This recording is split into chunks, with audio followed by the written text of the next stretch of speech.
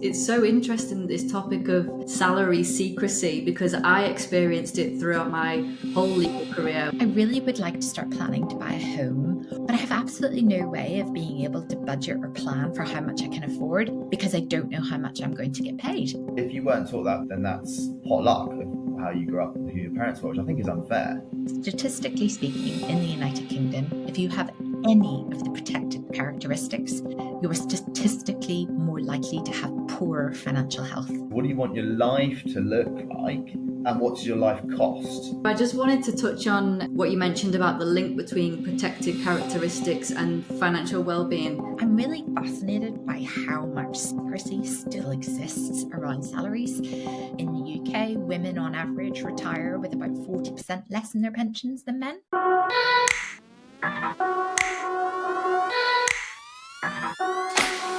There's a culture in law that no one really talks about. The culture of not asking, not questioning, salary secrecy. But this silence comes at a cost. It can create confusion. It can reinforce inequality. It can break trust. And it can keep people stuck. Understanding your worth isn't just about numbers. It's about building a life that works for you. And staying in the dark isn't just disempowering, it's expensive. Today I'm sitting down with Jono Randell-Nash, ex-lawyer turned independent financial advisor for lawyers, and Carla Hoppe, former corporate solicitor, ex-director of international tax and transaction services at EY, and founder of WealthBrite, an award-winning financial education partner helping law firms build financially savvy lawyers.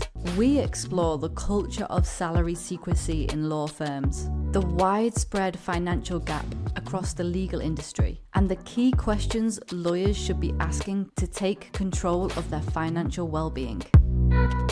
So, Carla, why do you think that money is still such a taboo topic in the legal industry? I think a lot of people don't like talking about their salaries, even if they're high earners or low earners, like no matter where they are on the spectrum, money just seems to be such taboo. Why do you think that is? I'll tell you a few stories that I have heard directly from lawyers on this topic. First point to say is you're right. It is still a bit of a taboo topic. I think what we're dealing with, particularly in the UK, is that money, from a sort of British cultural perspective, is still to some extent sort of frowned upon as a topic to talk about openly. I actually think some of this is changing. I think that what we call Gen Z are actually much, much more open about talking about money. But as a general rule in British culture, it's almost seen as a bit of it's a bit of dirty laundry, if you come out and start talking directly to people. You imagine if you walked up to somebody and asked them how much they paid for their house, or how much did they actually earn, or how did they use their last bonus. People see that as quite an affronting type of conversation and they kind of shy away from it. So I think we're tackling something that's a societal taboo in British culture. But then I think, I'm kind of the belief that actually there are certain aspects of the legal profession which I would say kind of compound that taboo. And I think there's a few things I kind of pick out on this. So one is, I guess, the legal profession as a whole has a bit of a culture of expertise. And that's not a bad thing when you're thinking about what it means to be a lawyer, because of course you are literally paid to be the expert in the room. I'm not probably telling you guys anything new here. I think, you hear a lot about, particularly from junior lawyers, that fear of asking for help or asking, putting the hand up and saying, oh, don't know, right? Now, if that's what they're tackling around the kind of the core legal principles, when you then say, okay, well, how comfortable do you feel asking for help or, approaching a supervisor or someone who's a bit further ahead of you in your career for guidance or advice around managing your money? It's just an absolute no-no, isn't it? What is it that prevents people from talking more openly? And the type of language that people tell us is things like, there's a fear of judgment. It's assumed everybody already knows this. And then the other thing is just this idea of we're all in competition with each other. And so to kind of ask questions is to somehow show weakness.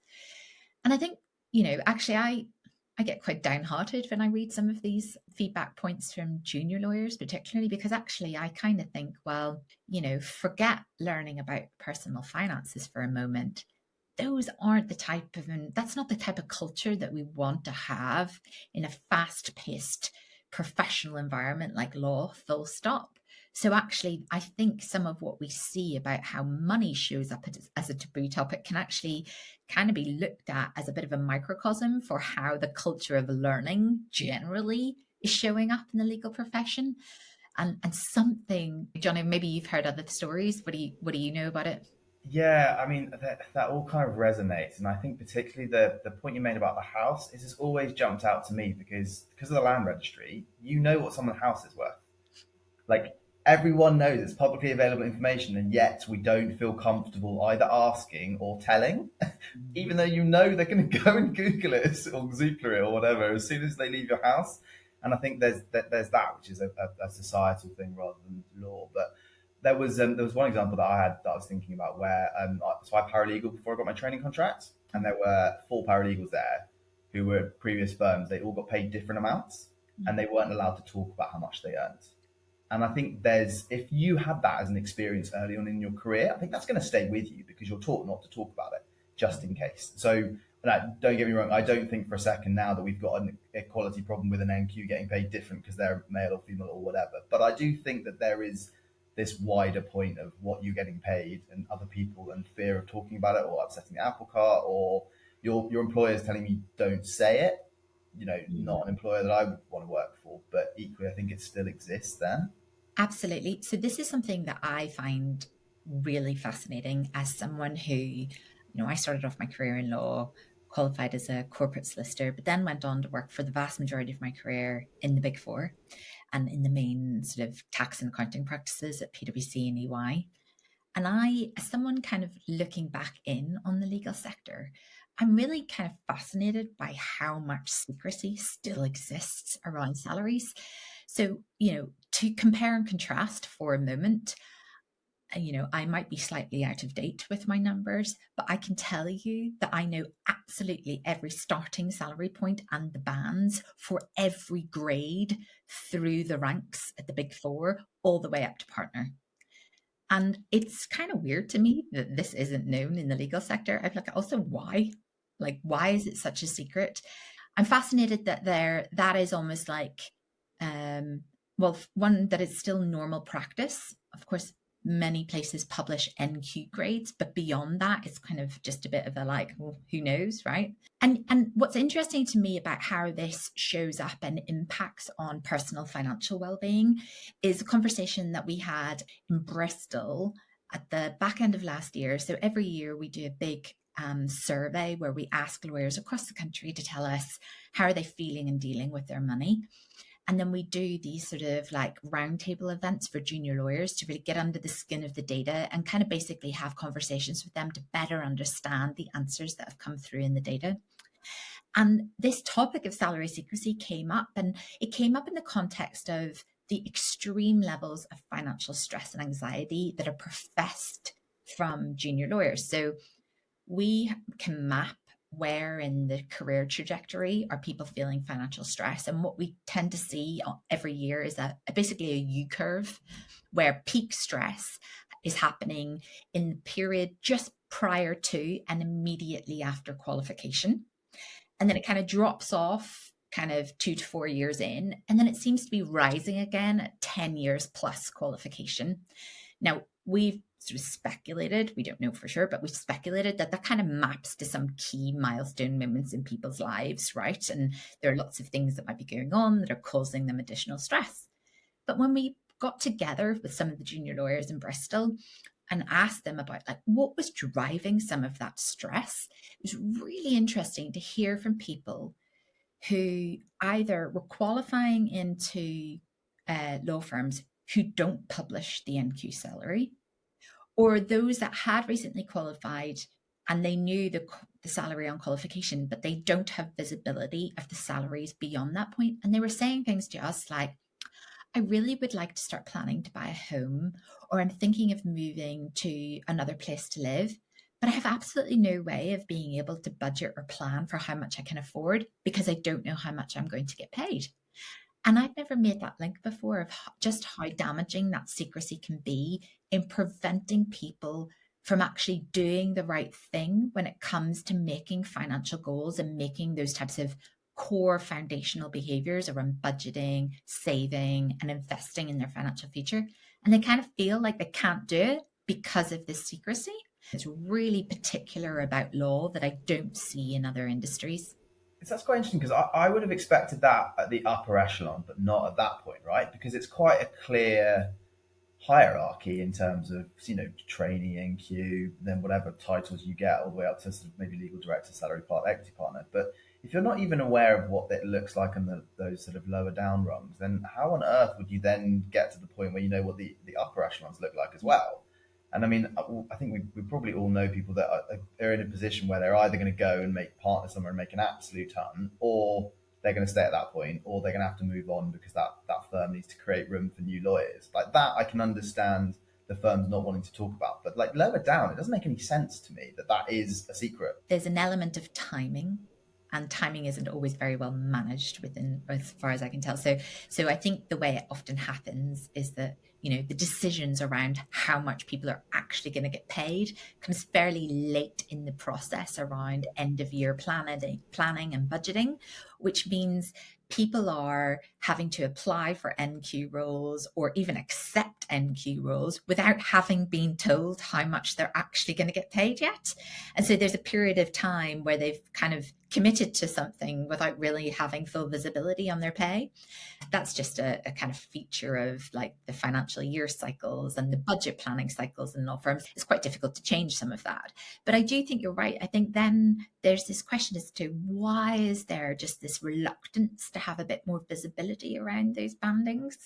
I don't know is the honest answer. Once you step outside of the boundaries of the M25, I think some of the sort of like big publishing data around salaries sort of quickly slips away. Yeah. And I think it's very easy for some people sometimes to kind of think, oh no, this is being done everywhere. Well, actually, probably not. I think the other thing for me, and comes to some of maybe what might change here, where we might see some progress, nerdy legal point, but the EU directive on salary transparency is due to come into play, I think next year, 2026 is the deadline for the European territories to like formally adopt this directive and have some rules in place in their national legislation. Now, I have a hunch, I don't know this for sure, but what that is going to require is an increased level of visibility within your organization to share details about progression bands on salaries, details in job adverts, just giving people some visibility of how much they're going to get paid and how pay kind of falls together in different roles. Now, my sense of things is that, yeah, sure, the UK is no longer part of the European Union, but if you're sitting in an international law firm and all of a sudden folks in your Paris office are getting visibility around salaries at a different level to folks in their London office, I would expect that at some level, some of these practices and indeed the conversations are going to cross borders, even if the legislation doesn't. So I think there might be some external pressures coming down the line that might start to change this stuff. And from my side, I think that's only going to be positive in helping people get clarity around some of these core questions. And clarity is, I think, the first step, Jono, you'll probably agree, the first step to control whenever it comes to your personal finances, right? Definitely, because otherwise, if you know what you're earning this year, but I mean, the point you made earlier about the mortgages is a good one, right? Because it's the affordability and you might have other things coming down the line. I mean, you want to start a family and, you're looking at nursery costs and you're like, maybe I'll get a pay rise in the next couple of years where I get promotion. But if you've got no idea what that looks like, planning is an absolute nightmare. It's so interesting, this topic of salary secrecy, because I experienced it throughout my whole legal career, but I started my career outside of London, like you're mentioning. And what happened was everyone around me was doing the same thing. And basically whoever could negotiate the best with the recruiter or with the law firm got the higher salary. So that meant everyone in the same role was being paid usually quite differently, depending on who was able to, I don't know, show that they had better experience, show that they were more desirable for that role, if they were better at just being able just to fend for themselves and argue that they deserved a higher salary. And it happened all the time. And it was competing with your peers, but also this level of secrecy as a result. And we had to move firms in order to get these pay rises because we were competing with other people who were able to negotiate better, which is just crazy. So I struggle a bit because I think actually, and let me, fly the flag for the great employers and good people out there. I don't think as a general rule, employers want to penalize people or don't want to pay people fairly or equally. I don't think that's the case at all. I think there's something of still a bit of a long tail of like a little bit more of an old-fashioned culture still in the legal world, where a lot of decisions around promotions and career progression sat historically within the hands of a very small number of senior partners in a firm. And I think a lot of that is an old structural way of behaving, and a lot of that has changed, and like we've moved on a lot since those days. But money is still seen as a bit of a taboo topic, and those ways of thinking about money kind of still subsist even within the upper echelons of firms, right? I've had conversations with senior partners in firms when I've talked to them about what we do at WealthBrite, and I've had people say to me, well, we pay our people extraordinarily well. It's not my job to tell them what to do with their money. And I sort of thought, well, there's a slight disconnect there, right? Because on the one hand, it's not really about how much you get paid. It's about your ability to know and understand how to utilize that pay and maximize that pay. And secondly, it's not really about an employer telling you what to do with your money. It's more about how can an employer create a culture and an environment where you are motivated to know how to maximize your pay, not just for your own personal benefit, but actually, and we can touch on this if you like, but there's all sorts of great benefits for an employer when you've got people who actually really understand how to unlock personal financial success. And there's a part about getting the upside benefits for an employer because you've got happier, healthier people. But there's also a point about simply protecting the firm and the integrity of the profession, because actually, if your people are struggling and get themselves into financial distress or financial crisis, that's when we start to see people taking, unfortunately, some behaviors and some actions that you wouldn't typically expect of our good lawyers in the profession. At the moment, if you don't teach someone how to manage money, you are very much relying on their background, right? Which isn't an inclusive place to start, because if you didn't have someone teaching you to budget from an early age because they weren't taught it, or if they didn't think it was important, or they didn't have the money and the excess income coming in to do that, lack of knowledge is the issue, not lack of intelligence, clearly, with all lawyers, right? And I speak to a lot of people, and sometimes the lack of understanding about how basic fundamental financial concepts work is just because they haven't been taught it. You explain it clearly and they go, okay, great, I get it. And you're like, okay, brilliant. But if you weren't taught that, then that's pot luck of how you grew up and who your parents were, which I think is unfair. So I guess what you're touching on is that link between kind of social capital or socioeconomic status and financial capabilities.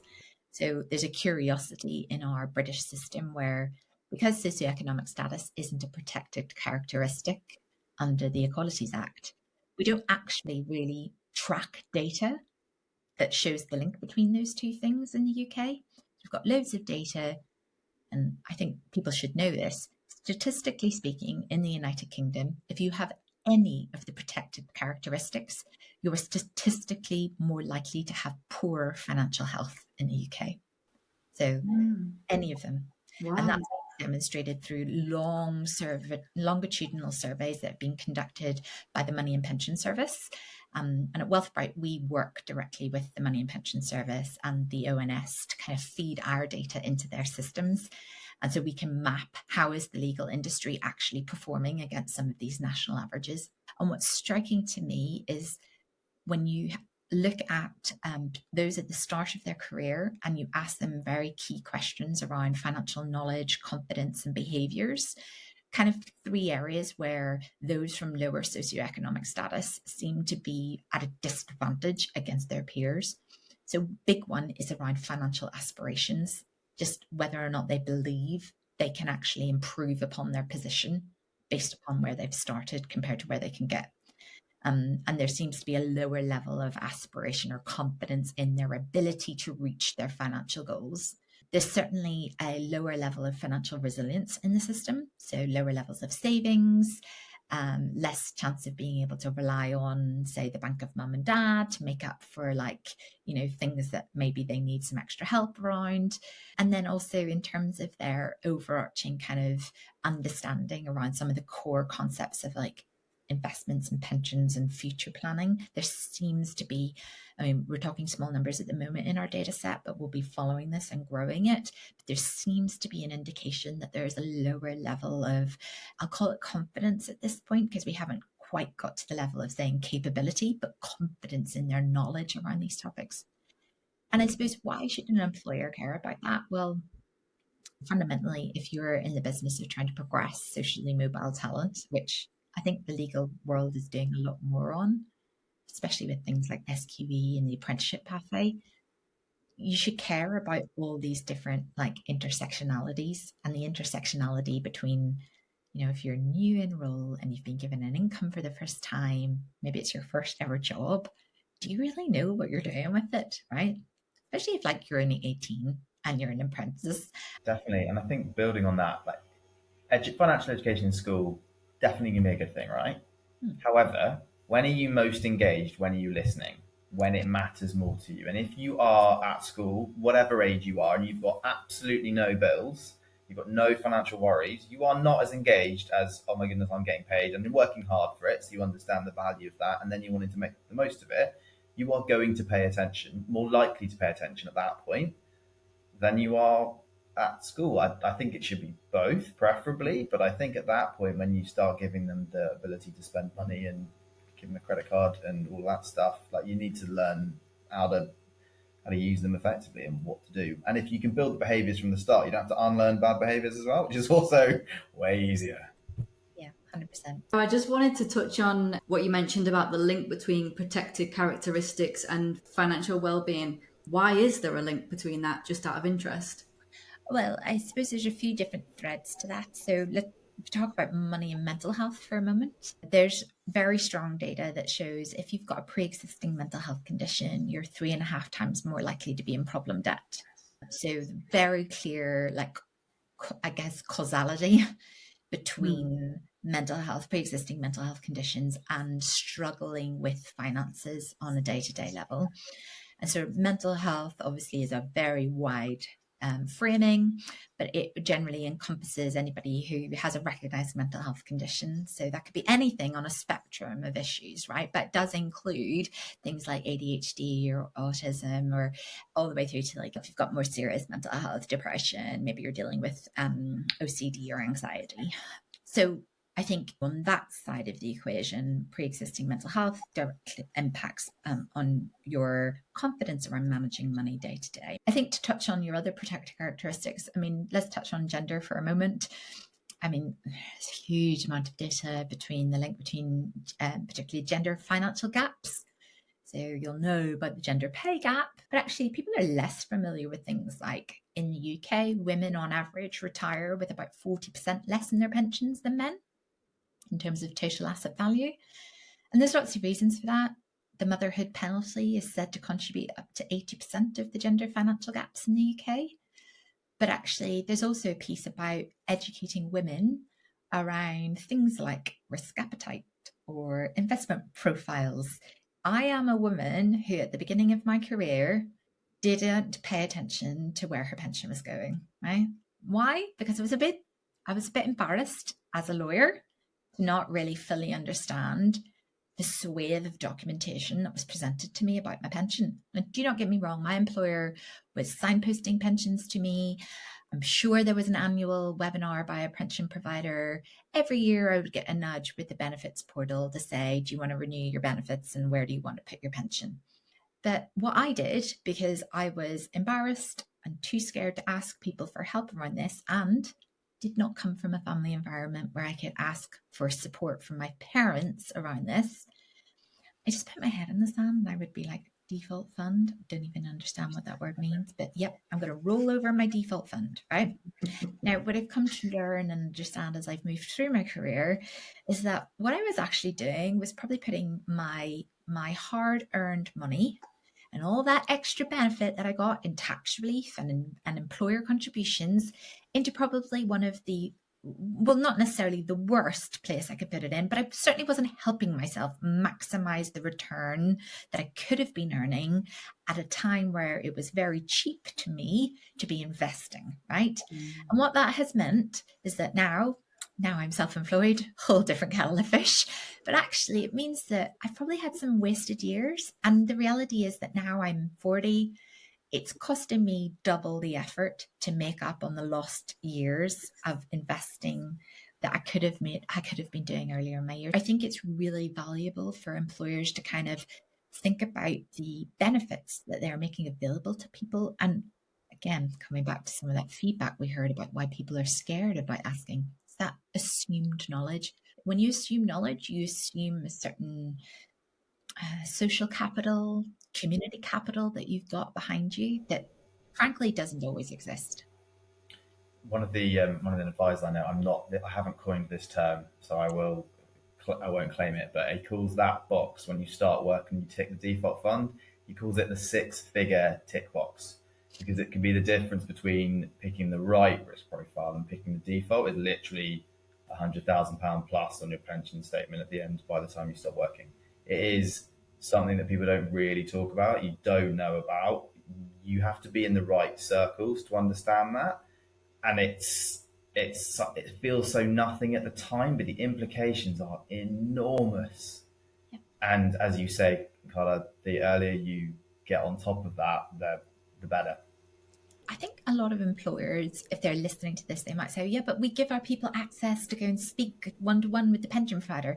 If I'd been faced with an advisor in that environment at the start of my career who just sort of talked to me about all the things I needed to know, I think in that moment I probably would have felt quite overwhelmed by it.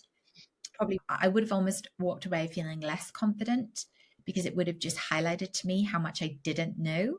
And I guess I'd love to believe I would have been the person that would like use that as motivation to go away and learn. But let's be honest, as lawyers working in a highly pressured, incredibly time-consuming profession, I know, talking to most of the lawyers we've done work with, that they're working very long hours.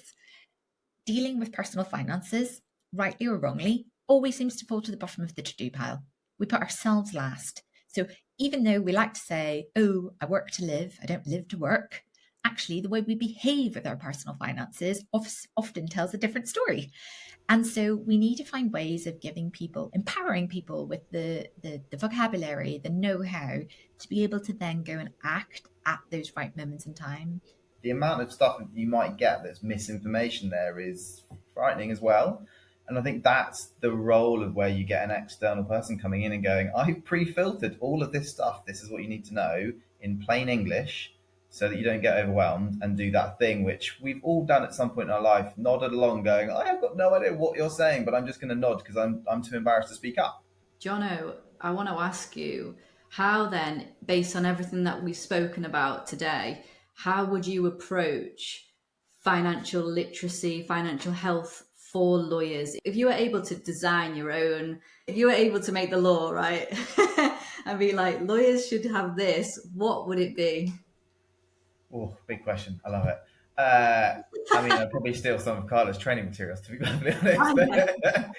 I think Carla and I were having this chat just a bit earlier. I think there's the sort of the sexy stuff of the investing and like what does that look like, but I think the building blocks to get there in terms of you can't invest unless you've got certain stuff that are set up correctly. So I always bang on about stuff, and I think I'm pretty sure Carl's going to nod along to this, but like emergency fund, step one, something is going to go wrong. You're going to need your car, your brakes, your roof leak, whatever it is.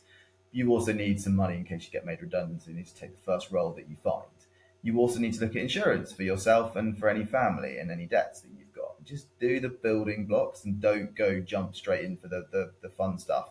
Some people don't find it fun, depending on who you are and what that looks like. But it's sort of having a roadmap of, okay, short-term pots, medium-term pots, long-term pots, insurance to cover it so that you protect yourself, so that you can kind of, those plans don't fall away. And then also building in, what is your future going to look like? Do you want to make partner? You're going to be self-employed. Okay, you might earn a lot of money. You might not be able to contribute to a pension because you might have a tapered allowance. What does that look like? Are you going to go in-house? Are you going to stay where you are?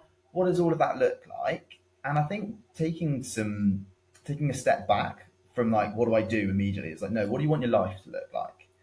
And one of the things I've got a couple of friends who are recruiters outside of London. They find it very frustrating because they're always like, no, I have to earn six figures. It's like, okay, but why?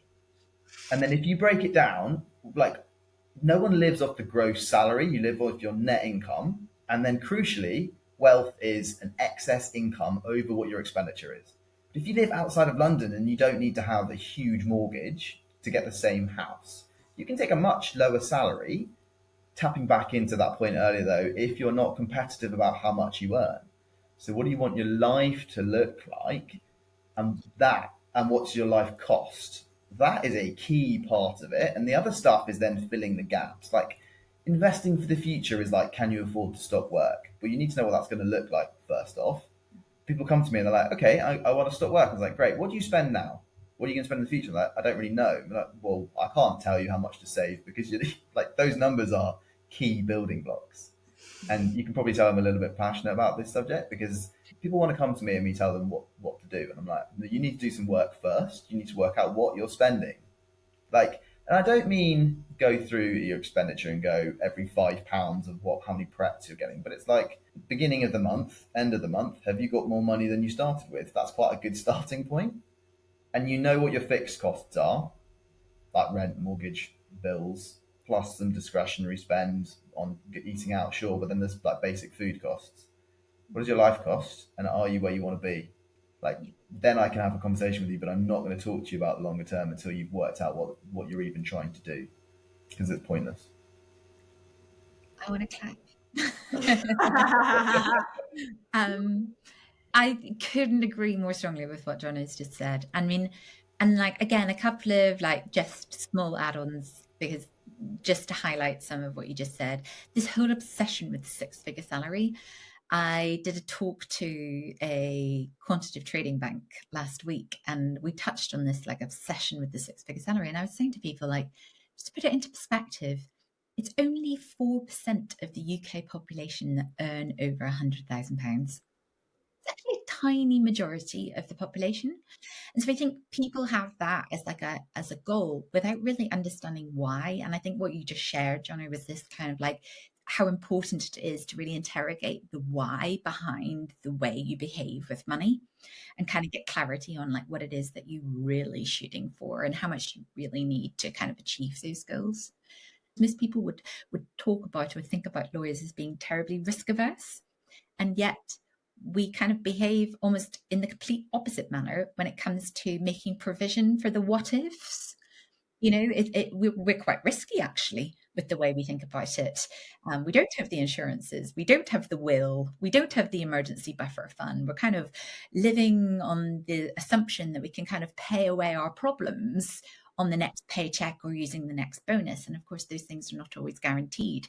I think understanding what that looks like is key, because if you are doing the typical trying to keep up with the Joneses, you will be probably quite stressed. And actually, circling back to one of your earlier points, Carla, I think financial stress overrides everything, and you probably won't do a very good job at work or in relationships or with friendships if you are stressed, because that is fundamentally so key to life and affording your life, like even the basics, that it's going to override everything else. One particular story I've got, they obviously will remain nameless.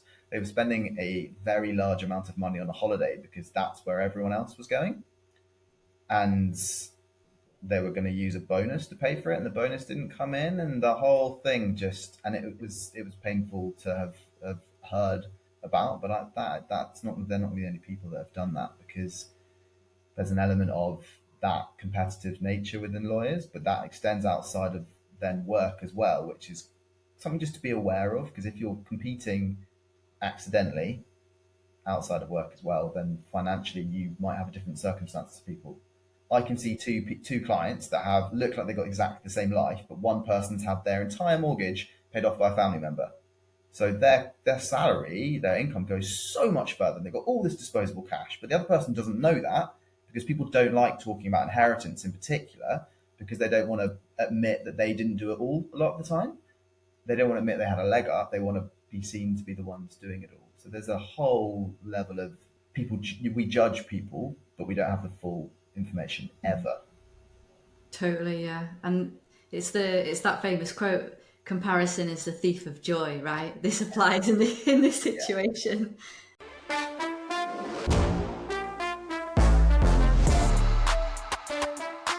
If you would like to contact Jono or Carla, just go to the description of this episode.